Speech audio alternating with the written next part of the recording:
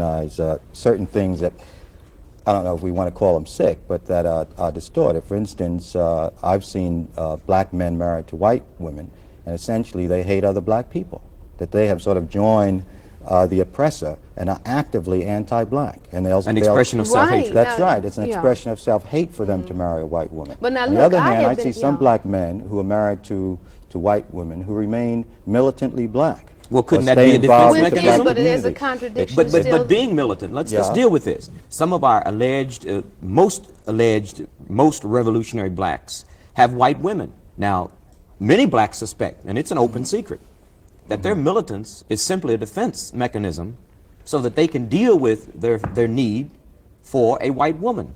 Well, but look at it this way. Many of those so-called militants who are married to white women, I think it's because of the way that they have defined the problem for themselves. Many black people who a white person will say, well, that person is militant because the person happens to be saying black power. They are not really talking about the overthrow of white supremacy. They're talking about workers of the world unite, maybe.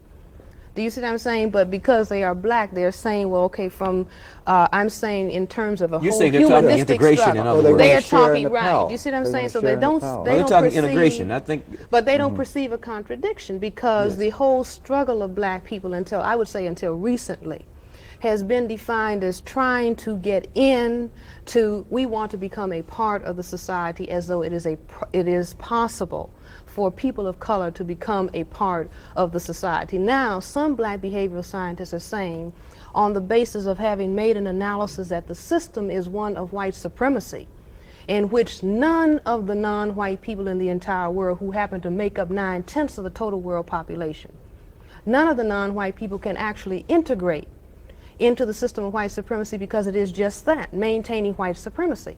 Okay, so now within that context, then some black people are rethinking the position in terms of now, if I am talking about the overthrow of white supremacy as a system worldwide, then what does it mean for me to not only marry, but for me to have sexual relationships with a person who, whether they are willing or not, are participating in the maintenance of white supremacy? And some of us are taking the position that if a white person really says that they like a black person or a non-white person, then they will abstain from sex and they will abstain from marriage because they perceive also their position within the white supremacy context that as long as we have a system of white supremacy, then white people, when they relate to non-white people, are relating at a level of unequals. And until it's equalized, then something else is happening.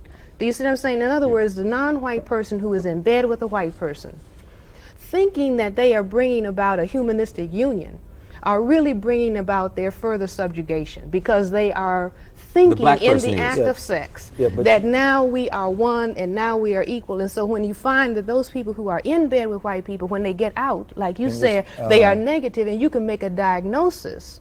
If you see a black person being very, very negative when they are, with other black people. Are you saying this is in all cases? I mean, you're sort of making a political. But you're sort of making a political statement. But you have to agree. I'm saying that the act of sex is a political act. Do you see? Just like every other act. Between people of blacks and whites. Every act is a political act because when people relate, they are always relating on the basis of power.